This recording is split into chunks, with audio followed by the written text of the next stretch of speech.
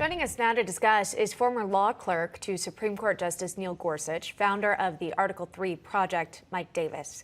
Mike, thanks so much for coming on National Report as we listen to John Gizzi's report there about the wife of a Supreme Court justice. It's not often that we talk about the spouses of those who serve on the high court here, but Ginni Thomas is in the headlines.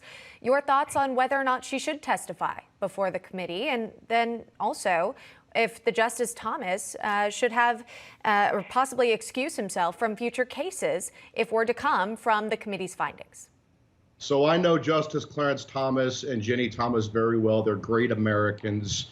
Justice Thomas, there is zero legal basis for Justice Thomas to recuse in any case involving Ginni's personal political advocacy. Justice Thomas does not own his wife. He escaped the Democrats' plantation long ago. Ginni Thomas never worked in the Democrats' kitchen. She has First Amendment rights just like every other American. And sure, she has to cooperate with the January 6th Commission, but I think I would tell them to stick it if I were her. Interesting. So you don't think she should testify before the committee, or she should?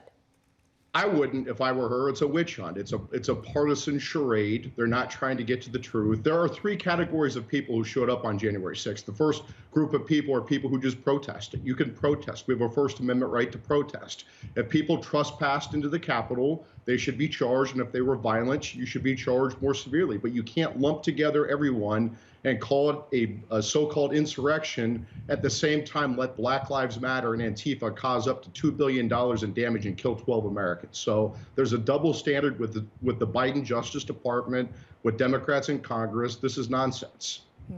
I want to ask you about the role of the Biden Justice Department right now and the Attorney General, Merrick Garland. We've seen protests take place in front of the homes of Supreme Court justices who are, of course, awaiting a final decision on Dobbs v. Jackson. We're showing some of the video now, blurring out the faces.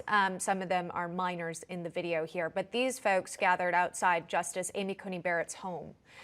Your thoughts, Mike, on seeing these protests take place and then the fact that they are allowed to continue? They're outrageous. This is obstruction of justice under 18 U.S.C. Section 1507. It's obstruction of justice under the Federal Criminal Code. Attorney General Merrick Garland has refused for almost 2 months since this Dobbs opinion was released, has refused to enforce this obstruction of justice statute. The Biden White House, then Press Secretary Jen Psaki, encouraged these illegal obstruction tactics at the Supreme Court justice's house. It caused justices and their families to get removed from their homes. And it also led to an assassin, a would-be assassin, traveling from California with a gun, zip ties, padded shoes, pepper spray, and burglary tools to break in to Justice Kavanaugh's home in the middle of the night to assassinate him and murder his wife and 2 daughters. And thankfully, the authorities were able to get this guy after he called and turned himself in, now facing attempted murder charge, quite frankly. We're following that story here on Newsmax, and we will continue to do so, of course, as we await a final decision to come down from the Supreme Court on Dobbs v. Jackson. Mike, really quick, do you anticipate we might see that this week? Again, SCOTUS set to make some decisions Tuesday and Thursday.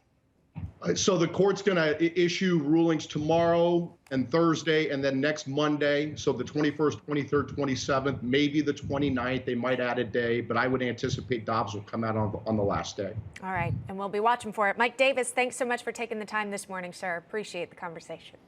Thank you.